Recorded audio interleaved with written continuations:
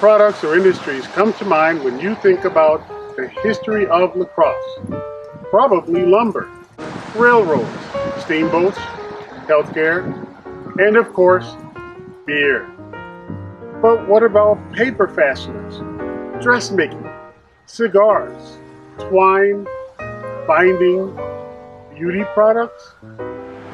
La Crosse has been home to many inventors, creative types, entrepreneurs, and business leaders since its founding in 1856. You'll meet some of them today with our theme, Made in La Crosse. I am your host, George Edwin Taylor. I was a newspaperman in La Crosse who championed workers and working conditions here in the 19th century. I wrote articles, was an editor, and a leading publisher of local newspapers, and I eventually got involved in statewide and national politics, but you'll find out more about that later. Let's begin our journey to discover the Silent City and find out what was made in La Crosse.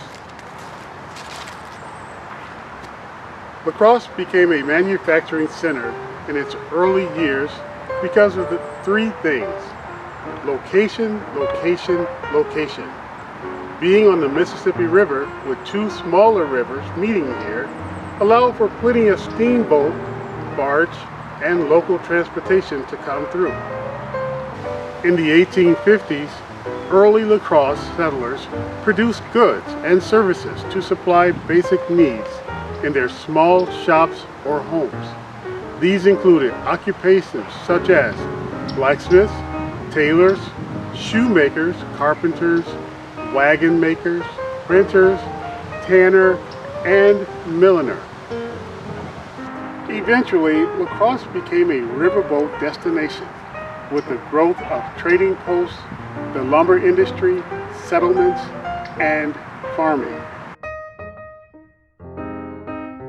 As the population grew, so did commerce. La Crosse was a centrally located city in a rural area, and soon businessmen and women recognized opportunities to serve regional customers. Several railroad lines made shipping and transportation easier.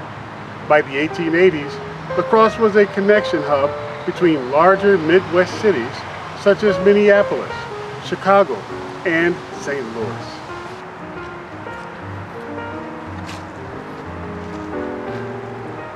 Now, let's meet Benedict Ott, a local inventor who helped to bring farming and landscaping into the 20th century.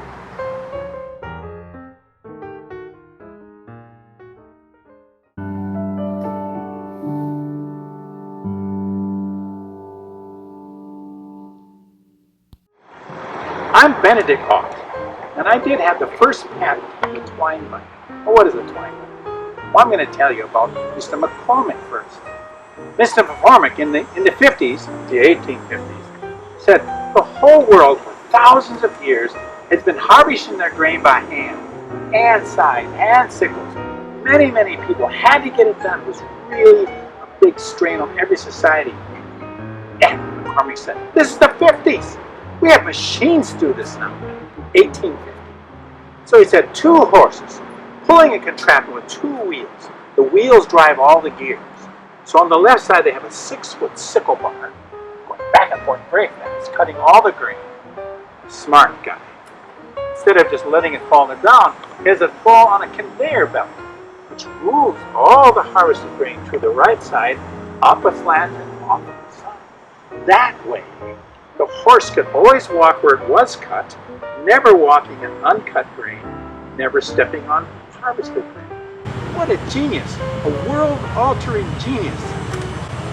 And I said, well, what if, instead of falling on the ground, it went into a box about this big around, just big enough for a bundle of wheat that you could carry and lift and set in a wagon. And what if you had somebody that, worked in metal like Benedict Ott, and he could make a curved needle that would fit right around that, and it would bring the twine up to the 4 little fingers that I made that grabbed the twine, tightened it, tied a knot, and snipped it off, and flip back down. Nicely bound bundle of grain, not just a pile of grain. Over and over and over, never getting tired. The horses are walking along, nothing's too fast, everything is done. It was an amazing invention. And I had the patent on it. Now there was somebody from Minnesota and somebody, I thought they had it first, but you know, the calendars didn't lie, I was first. And I was making them in my shop, but I didn't have enough money to start a business to make them by the hundreds and even thousands. So I went to Mr. McCormick in Chicago in his big manufacturing plant and said, here's my patent. And he thought, this is a very good idea, I will give you $7,000 for it. That's a good amount of money in that time.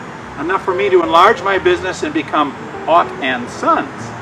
Just in time for the gun brewery to put out bids for their new refrigeration unit, which required a lot of metal work. And we got the bid. So now we're off and running, and it's the 70s and the 80s. And I'm wondering, what other business can I answer the question, what if, and make some money and do something for them? The logging industry. Millions of logs coming down the river. They can't be sawed until all the bark is off every log. Every log.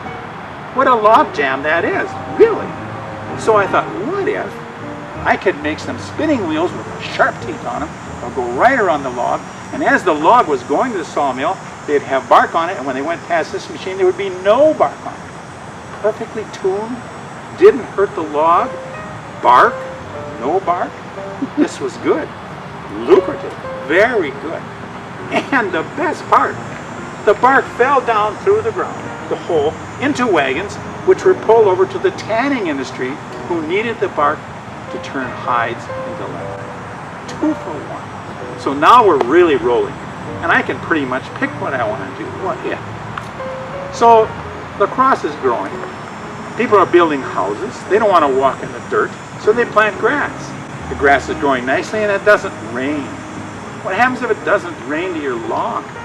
So I thought, what if the pressure in a hose of water could be applied to a small device that would spin around and throw the water out in a circular fashion, out 30 feet, have a nice 60-foot diameter circle, beautifully watered, green grass?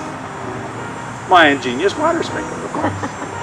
And what if you looked over the corner, there were those varmints again, digging holes in your yard, piles of dirt. You don't know what to do. You could buy some ferrets and try to train them. You could buy my mechanical ferret. 3 flexible beams welded into a flexible rope-like structure, strong enough to be forced down in the tunnels, but flexible enough to follow the tunnels all the way to the end where the bunny was hiding, or you could grab the bunny and pull him out, or the woodchuck, and your lawn was nice and big. So here's La Crosse doing quite well, and I was doing well too. I was actually fire chief for a while, and an alderman, and I was an odd fellow, I mean a real odd fellow, and a Mason, and a good German immigrant. And there were many other ethnic immigrations, settlers who came to La Crosse and made this their home. I was a boy born in Bavaria in 1836, came to Milwaukee when I was 7, came to La Crosse when I was only 20, when La Crosse became La Crosse. I got married within a year to Teresa from Milwaukee. We had 8 children. I had a good life and a good career. This was a wonderful city to live in. But there was one thing in particular that I really liked about La Crosse, unique to La Crosse, almost I think, where in the world else? 3 rivers meet. Wherever 3 rivers meet, there's always a place to go fishing, which is my passion. So thank you very much for listening. Auf Wiedersehen.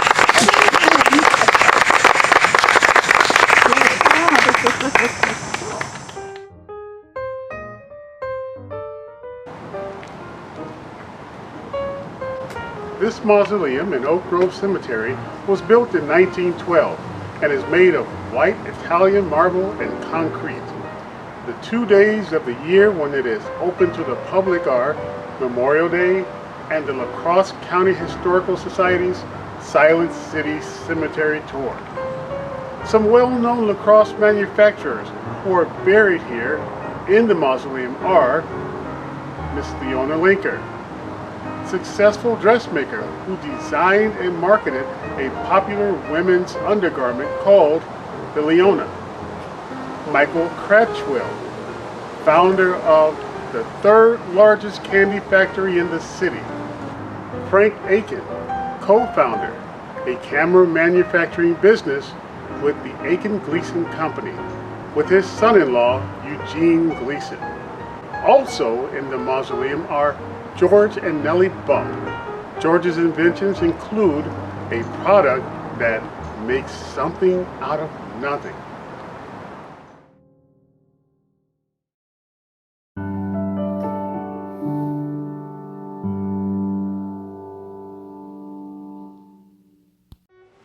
So I sat down, I wrote some ideas out, came up with a patent application for the clipless paper fastener. Look for the name bump, it's right there. And I needed some money to put these together though, so in Newton, Iowa, found a man named Mr. Hawkins, and we came to an agreement, we shook hands on it. He'd give me the money to make some of the paper fasteners. In exchange, he'd get 50% of the rights to the patent. George, the mail is here and you will looking for some of it from Spain, India, China, Holland, Africa. Oh, it's from Java. George, you didn't tell me we had gas. Nellie, you will find. This is Nellie Bump, also from Newton, Iowa. We were married in 1892.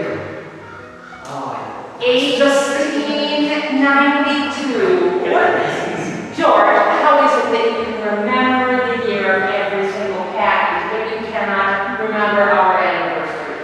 I got you talking about other things, Nellie. I was telling about Mr. Hawkins. Oh, was that minute ago, Nellie? I guess there are no children. Well, that Minton, that not very nice person, wasn't. Anyway, he is the reason we came to Crosse. I was just getting to that. So, we had this agreement. I shook hands with Mr. Hawkins. Yes, he'd get 50% of the patent rights to the paper fastener. Turned out he wanted 100%, and he figured out a way to get the rights for himself and packed all this stuff up and moved here to La Crosse, where he went to a machine shop and said, "Can we make 10,000 of these paper fasteners?" And as soon as Nellie and I found out where he was, we followed him here to La Crosse. That was in 1910. And we went to court for 4 years. $30,000. And a few courtroom hearings, but finally, the court ruled in my favor, and I got my patent on the paper fastener, and we were able to finally set up shop on West Avenue and make the bump fasteners and all sorts of other products that are sold around the world. Hey, George, did you tell him how the bump paper fastener works? I actually got around to that. What it does is it cuts a small thread from the margins of the paper, and then it threads it through sort of a needle-like thing and folds it and securely fastens the papers together. No other materials needed. Well, one trade journal said this clever device is the only machine ever invented to make something out of nothing. Well, he also made a standing model, a narrow grip, a wide grip, and oh my husband George is so clever. Well, he has patents on lots of things, a pencil holder, an air compressor, a rotary engine, a dairy pump. Yeah, we can make all sorts of things. And, the tough part about it is patent laws. Even back in my day, patent laws, one of the greatest detriments to progress in the United States. So maybe someday they'll fix it, but meanwhile, we're going to keep making up stuff. Nellie, what was Java and China? I don't know if it's those letters. I never get tired of hearing from our satisfied customers. So thanks for coming to see us.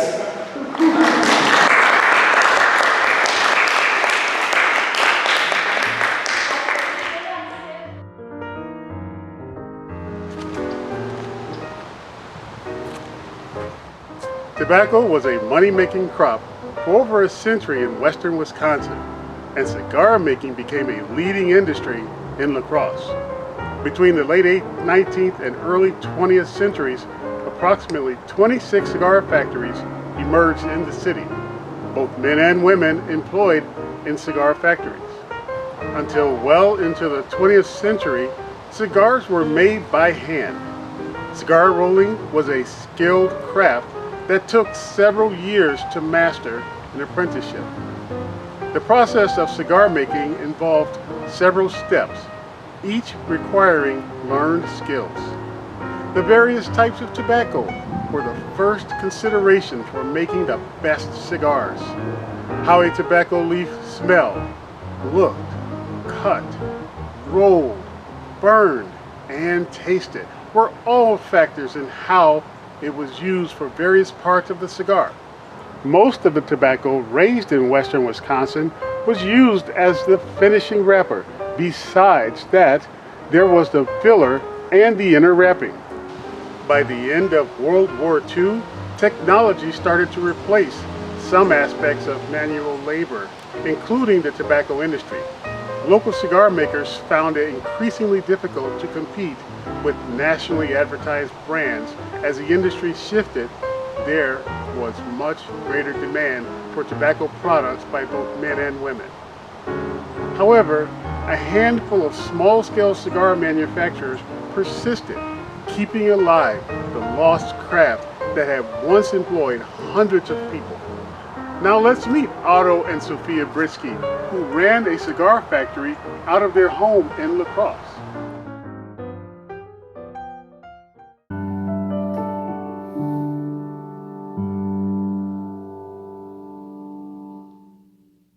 And welcome to my home, or as many like to call it, the last place in La Crosse you could get a good quality hand-rolled cigar.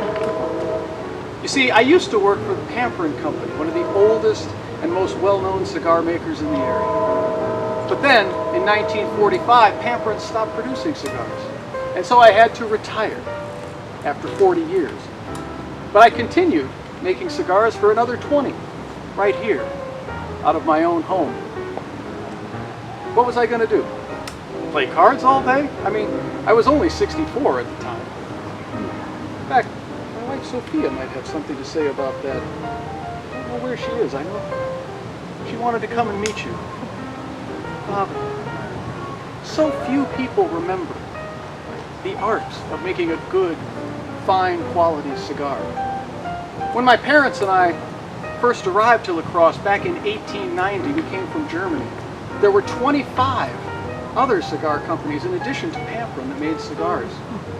And if you were good, a good fine cigar maker, you were worth your weight in gold. Well, Virginia gold tobacco anyway. But it was quite common for cigar makers to try to lure the best cigar makers from one company to another with promises of better working conditions, better hours, better pay. I first started in the business when I was 15 years old. That was in 1896. I began as a tobacco stripper, which meant I would take the leaves from the stalk and arrange them according to tobacco type and size. And then I became an apprentice for 3 years. And for the first 6 months of that time, I wasn't paid. But I learned so much. There's so much you have to learn about what goes into a cigar, and so much you need to learn about tobacco. What leaves go into the filling? What leaves are good for the rolling? You have to know how the tobacco cuts, how it rolls, how it smells, how it tastes. Making a good, fine, quality cigar, it's like being in the kitchen with your grandmother as she makes a cherished family recipe. Ah, there she is now, Sophia. Hello everyone, I'm sorry to be late. I was looking for Otto's cigar box, and here it is. All of the cigar makers had to have a federal stamp, an identification stamp. Otto's was number 70, factory number 70, District of Wisconsin. Number 70 on the box, but he'll always be number 1 in my book. Sophia, my dear wife of 65 years. This is the woman who put up with me, turning our living room into a small-scale cigar factory. I really didn't mind that much. What would Otto do with his time? Play cards all day? I tried to be helpful. I tried one time making a cigar from beginning to end. It did not turn out so well. People don't realize how much work it takes to make every single cigar. First, you have to take the bunches of tobacco and break them up, dampen those leaves, store them in a metal tin in order to keep them soft. The next step is to take each leaf out of the tin and strip that center vein out. Smooth the leaves on a roll. To make the filler of the cigar, you chop up the particular leaves that are the filler tobacco leaves, chop them up, place them in the binder leaf, roll that up, place that in the outside leaf, roll that up, paste it with a gum, put the cigar ring on. Remember those little paper rings that were so much fun to play with? Wrap each cigar in cellophane, sort them by color, and pack them 50 to a box. In our little factory at home, Otto could make up to 300 cigars a day. Of course, back when I was working for Pamperin, and they really made us hustle, some days we would do 400 or even 500 cigars. Do you know, back when I first started out, for every 100 cigars that were made, I would make 70 cents. Of course, that was much higher when I came close to retirement. Then I was up to $1.80. I'll let you folks do the math on that. And on the retail side, the cigars herein contain, a little label here for the shopkeepers to know what to charge. The cigars herein contained were manufactured to retail at more than 8 cents each and not more than 15 cents each. It sounds like there might still be some cigars in this box. Oh. A deck of cards! Otto was a good card player, but an excellent cigar maker. In fact, he was considered to be the last official cigar maker in Wisconsin. I don't know how I feel about that. I remember in the early days, there were 200, maybe even 300 good cigar makers right here in La Crosse. But as I say nowadays, very few people remember what a fine art cigar making was. So that's why I'm glad to see all of you here this afternoon, so you can take this story with you and maybe pass it along. I'd appreciate that very much. Thank you.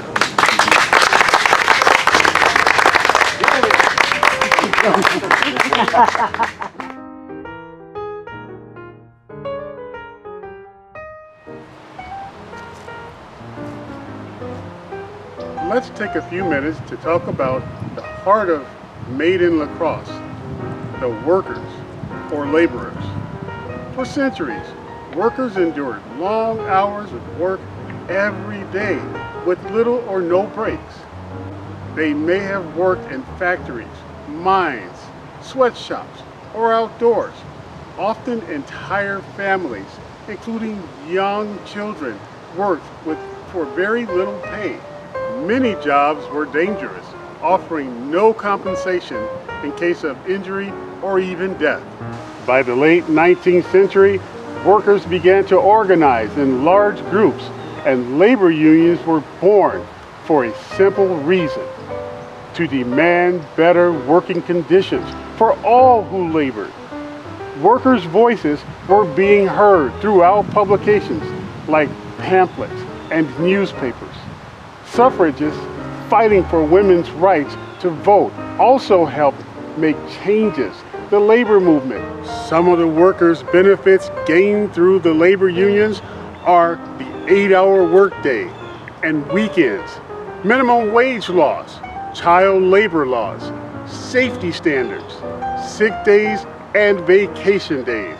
Over 100 years ago, workers had to fight for things that today are considered standard business practices. La Crosse's first union, formed in 1868, was a local chapter of the nation's largest organized union, the Knights of St. Crispin. It was founded in Milwaukee by the cordwainers, but today we would call them the boot and shoemakers. By the late 1880s, La Crosse was a hotbed of political labor activity. According to the newspaper, the Wisconsin Labor Advocate, I should know, that was my newspaper. Let me tell you more about being the voice of the worker.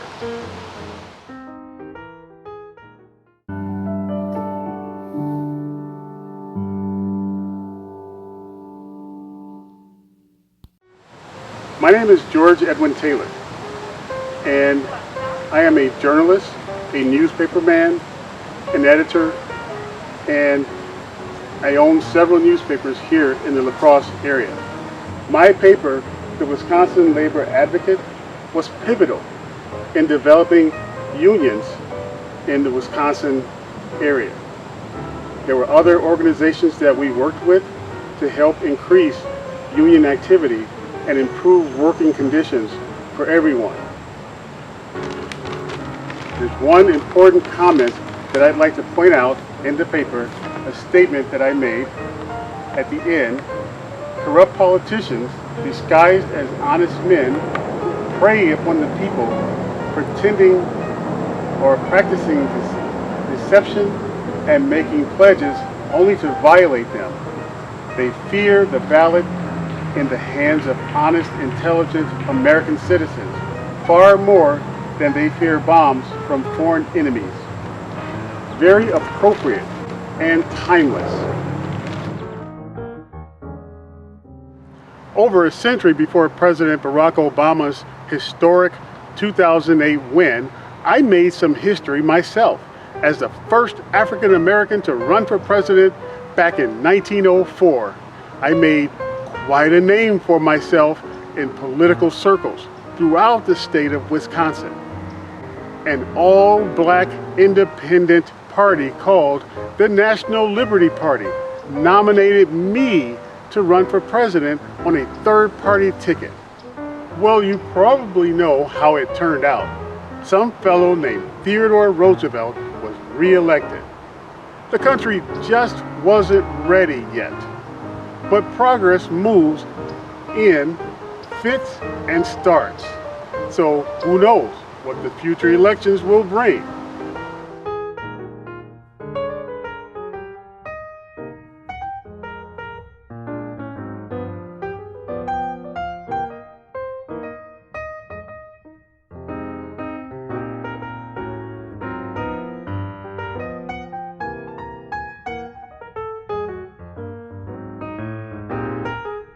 Throughout the 1800s, dressmaking was one of the few socially acceptable professions for women of multiple ages and classes, including immigrants, young women and farm girls, wives, widows.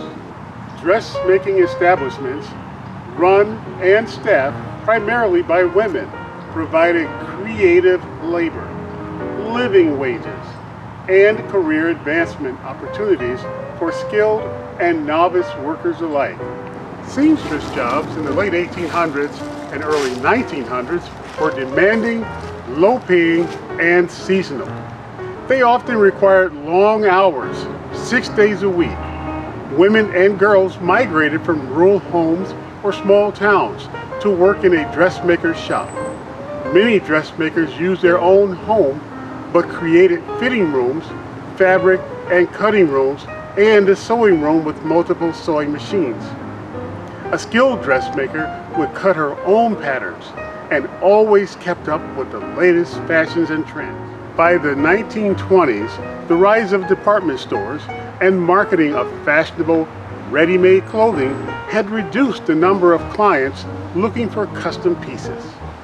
Factory and department store jobs began offering women more appealing opportunities, better wages, and regular hours. Although the custom dressmaking industry declined throughout the United States, one woman remained a fixture for over 70 years. Anna Shy, assisted by her sister, Laura Talley, dressed the wealthiest families in La Crosse for generations.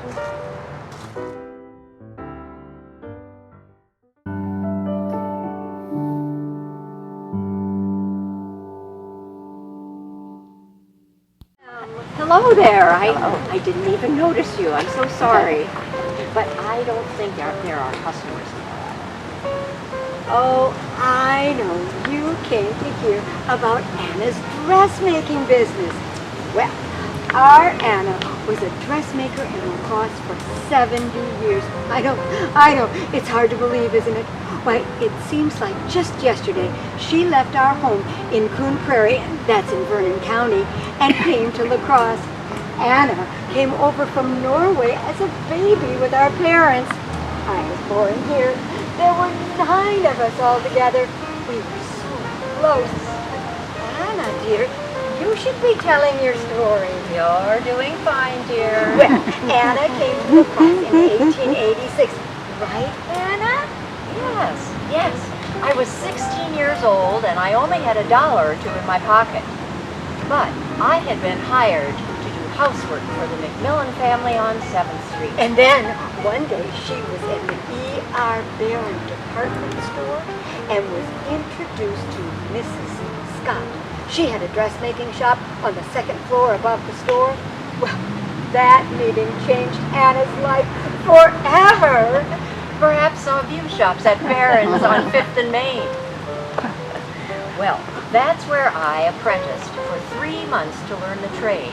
And then I worked for 7 years after that with Mrs. Scott. I made $1 a day. What? But at that time, Mrs. Scott decided to move back to Iowa. And I took a trip out west. To Los Angeles, California. There, she worked at the dressmaking shop of Madame Potts and earned $25 a week. Wow. After a year, she missed us as much as we missed her, and so she returned to La Crosse in 1901 and set up her own dressmaking shop, first in her house on 5th Avenue and then in the one on Cass Street. Anna turned her dining room into a workroom. There were sewing machines in the kitchen. That's because business was booming for our dear Anna, because all of the most prominent people in La Crosse came to her, such as the Dorsets and the Hicksons, the Gundersons, the Cargills, the Copelands, and the Funks. Well, and even the McMillans and the Croners. Right. You came on as my assistant then. I did. Oh. I never had to hang up a sign or advertise my business. We had such good customers, and they always came back. But it was long working days. The dressmaking business was very competitive, but it was an excellent business for a woman to find success and financial independence. Anna's shop girls worked 10-hour days, and she worked twice as long. I well remember her sitting at the table, drafting her own patterns, and she always stayed up on all of the latest fashion trends. Her customers loved her because of that. Plus, the fact that she knew everything about material and ribbon and lace and embroidery, fasteners, everything. Well, I bought many fashion books, and these are 2 of my favorites. Some of them even were from France. Now this one in particular was $12.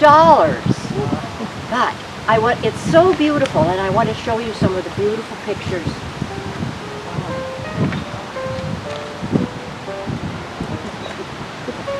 And I went quite by the pictures, as you will see. But times changed, don't they always? Soon, the department stores were selling mass-produced, machine-stitched garments made in sweatshops. But Anna's customers stayed loyal to her, for they appreciated her high-quality individual attention and personal services. Hannah, do you even know how many ball gowns and wedding dresses you made over the years? I can't tell you how many bustles I made over all those years. Oh, but in case you hadn't noticed, Laura, I am so busy and You brought the wrong ribbon. You'd think I'd get it right after all these years, but I'll get it, Anna, but I'd really rather stay and talk to these potential customers. no. Some of them could use your services. Sisters.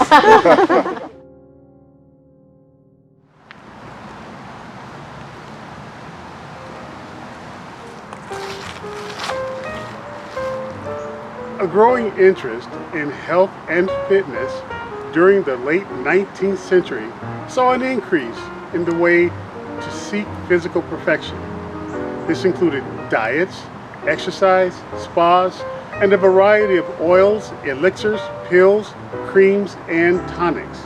Soon, the line between medicine and beauty products was blurred in the search for a healthier, younger appearance. The middle and lower classes were unable to take advantage of these miracle cures of modern medicine, since the only ones who could afford such luxuries were the upper crust of society. As a result, working women and housewives turned to making their own skincare preparations from recipes found in magazines or passed down through the family. In the early 20th century, branded beauty and skincare products came on the market. These products were sold in upscale shops, drugstores, and department stores. By the 1920s, it was fashionable for women to wear makeup as an accessory. They were influenced by vaudeville performers, glamorous flappers, fashion magazines, and the growing popularity of Hollywood movies. Next, we will meet Ruth Maurer, who made her own beauty mark early in the makeup industry. Ruth created Marinello Cosmetics, and along with chemist Louis Runkle, developed and marketed an entire line of beauty products and salons.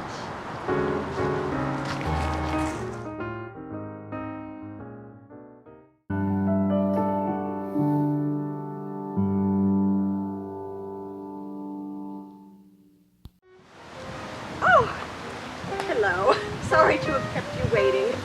I'm busier than ever now that I'm the president of the American Cosmeticians Society.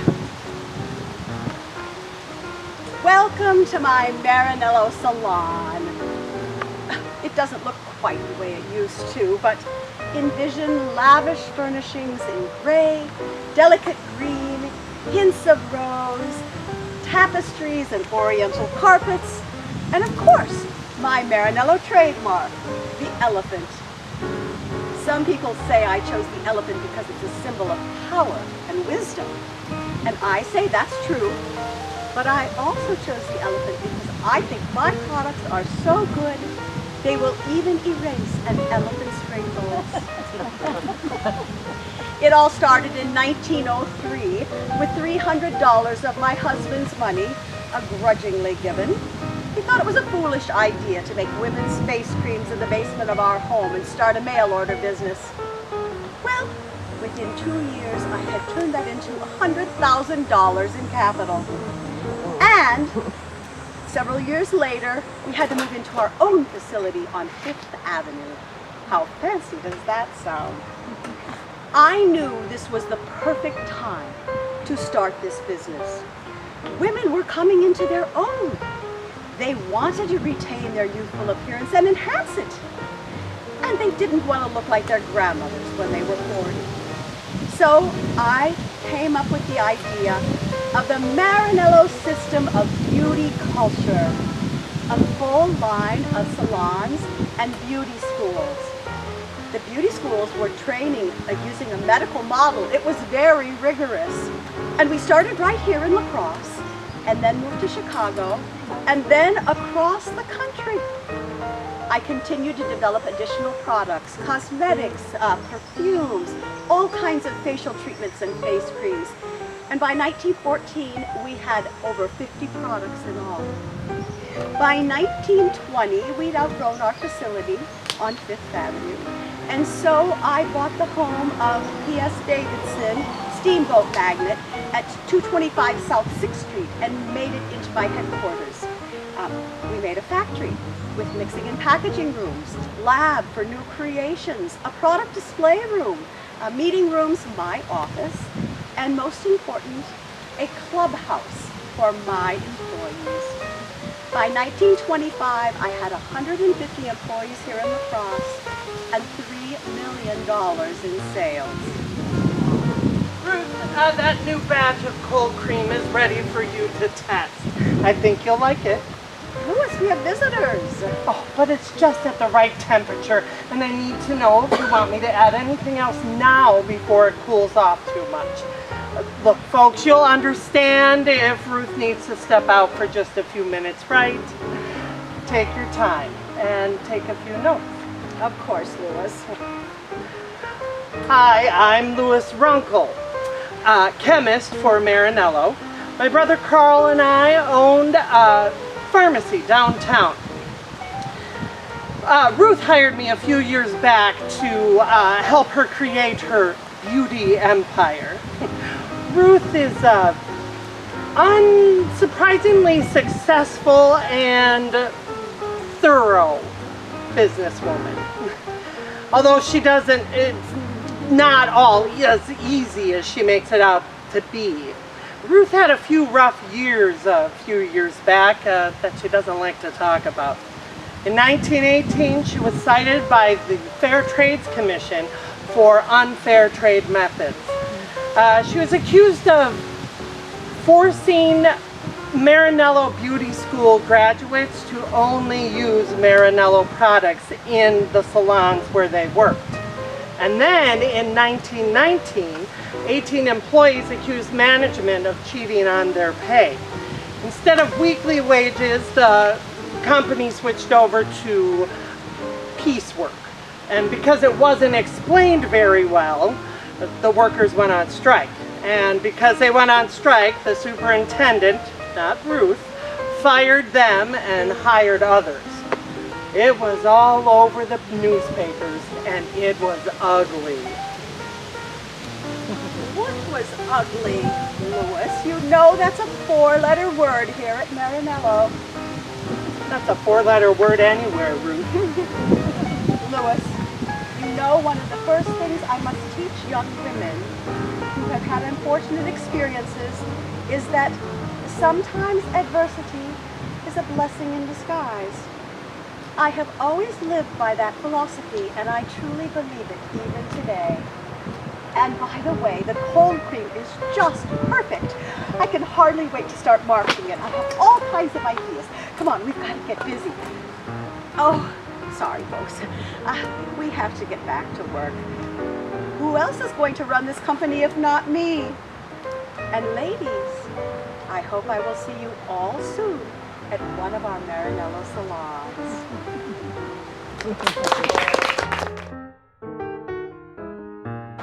La Crosse has seen various industries come and go as resources, population, and technology changed over time.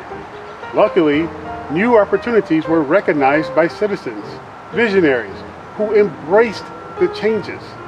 Not only did these people invent products and services, they helped to reinvent the city of La Crosse, propelling it forward, making history at the same time.